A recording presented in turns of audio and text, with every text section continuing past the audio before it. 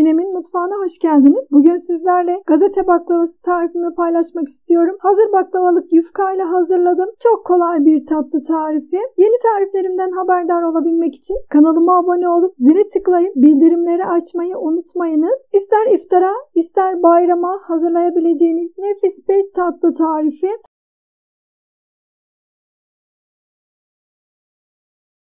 Tarifimiz için baklavalık yufkalarımı açıyorum. 3 eşit parçaya keseceğim. Öncelikle işaretliyorum. Daha sonrasında da kesiyorum. Ben göz kararı ayarladım. 3 eşit parçaya kestim.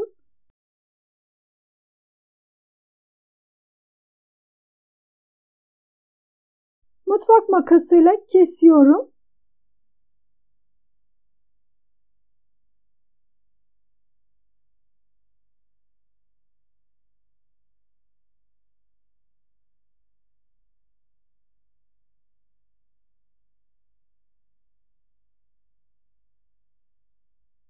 Kestiğim yufkaları üst üste alıyorum.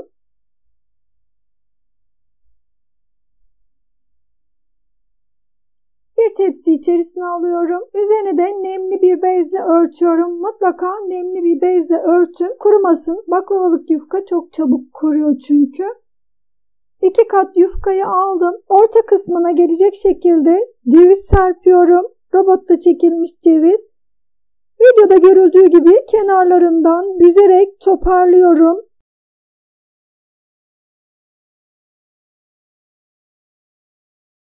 İki kenarını, sağ ve sol kenarları ortaya getirip diğer kenarları da üzerine kapatıyorum. Şeklimizi hazırlıyoruz. Tekrar gösteriyorum.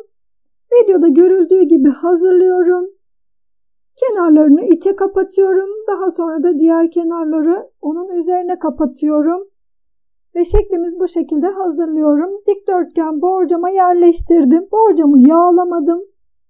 Üzerine 50 gram kadar tereyağı eritiyorum. Üzerinde oluşan bu köpükleri alıyorum. Eğer almazsanız bu köpükler tatlımızın üzerinde yanacaktır. Yağı üzerine sürüyorum.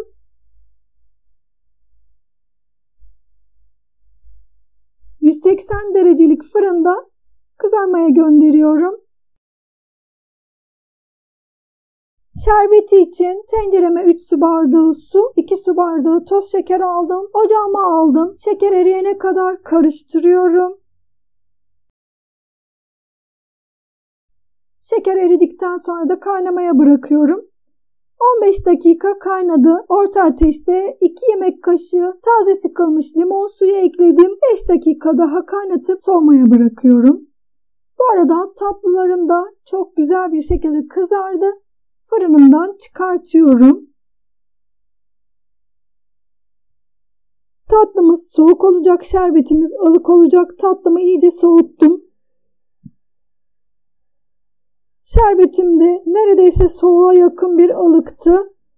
Artık tatlıma veriyorum. Tatlının çıtır çıtır olmasını istiyorsanız şerbetinizi bu şekilde verin. Tatlınız soğuk, şerbetiniz de ılık olsun. Hatta soğuğa yakın ılık dediğim gibi. 1 saatin sonunda tatlınız hazır olacaktır. Böyle dışı çıtır çıtır, içi yumuşacık, nefis bir lezzet oluyor. Üzerine Antep fıstığıyla süsledim. Sizler istediğiniz gibi servis edebilirsiniz. Deneyeceklere şimdiden kolay gelsin. Herkese afiyet olsun. İzlediğiniz için teşekkürler. Bir sonraki tarifimde görüşmek üzere. Hoşça kalın.